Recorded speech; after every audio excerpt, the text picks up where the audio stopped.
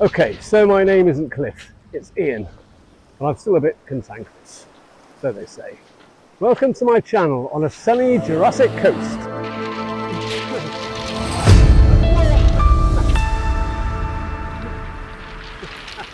This is the start of the lesser-known coast-to-coast walk from East Devon to West Somerset. Much shorter, of course, and the route not so striking as that other coast-to-coast walk near Winterfell up north. But here in the West Country, the beautiful town of Seaton would surely give St Bees a run for its money. It's absolutely gorgeous.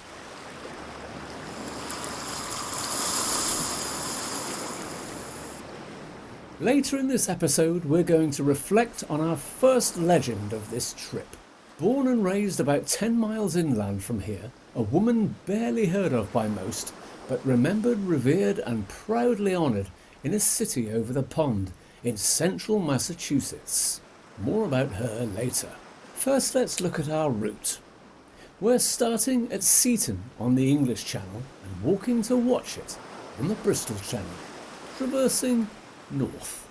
I always like going south. Somehow it feels like going downhill. But we're going north. At times, somehow it will feel like it's going uphill. It's around 53 miles, which is approximately 85 kilometres, and should take about 4.5 days. The first day was the half day, which was now drawing to a close. With about an hour's daylight left, I reflected on my first day on the trail. I took the train to Exeter, walked to the bus station and rode the midday double-decker to Seaton. Had a wonderful afternoon on the beach, followed by an exquisite evening's walk, full of ancient woods, luscious green rolling hills, connected by bridges over gentle streams, wooden stiles and at times very awkward gates.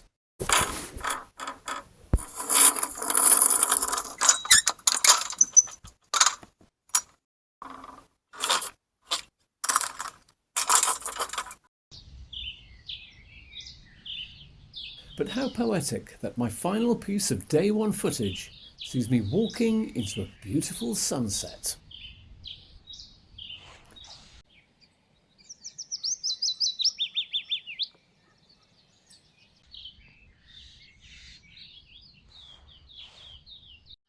Good morning to you.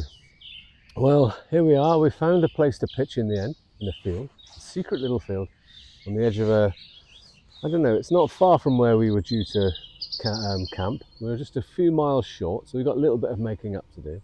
So I've almost packed up, as you see. So it's 6:30 and we're going to just make our way up to where we were going to stay last night.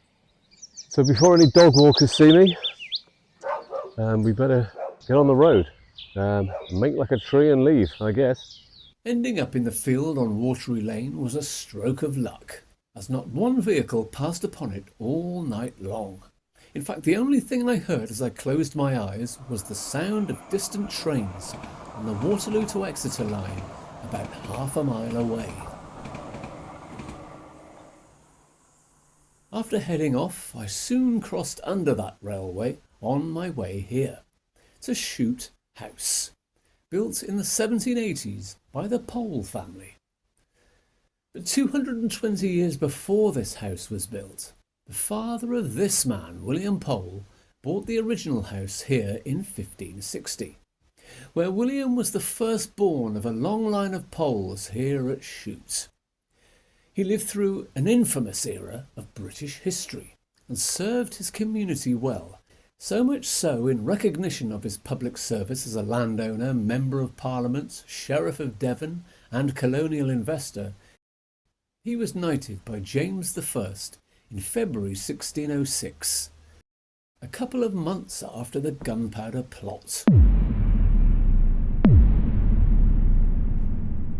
But today we're interested in the effects of his investments as a colonial investor, where most notably his daughter Elizabeth was part of the early wave of settlers to America, where she sailed from Plymouth on the Speedwell in 1633 and was of the Great Migration, which saw many moved to the English colonies, bringing about the Plymouth colony and the subsequent settlements of other colonies in New England.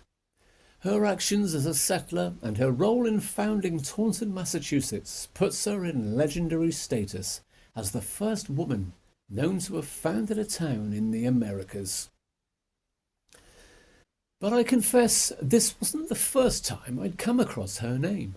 Some 30 years ago I visited the city, bringing the mayor a gift from the corresponding mayor in Taunton, Somerset, here in England, and observed that their beloved founder was very highly regarded, where this painting hung at the Elizabeth Pole School.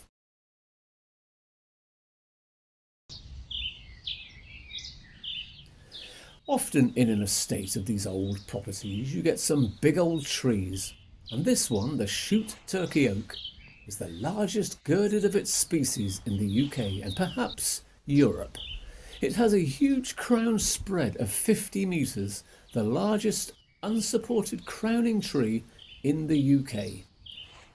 Likely planted when the current Shute House was built, and could be best part of 300 years old, when the species was first introduced to England back in 1737. So there we are, legends rooted in the same place.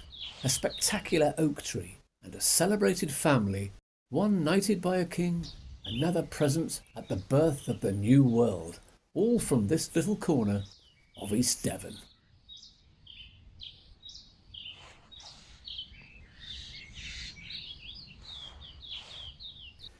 Coming up, what a story we have for you next time, involving that legendary institution, the Great British Pub.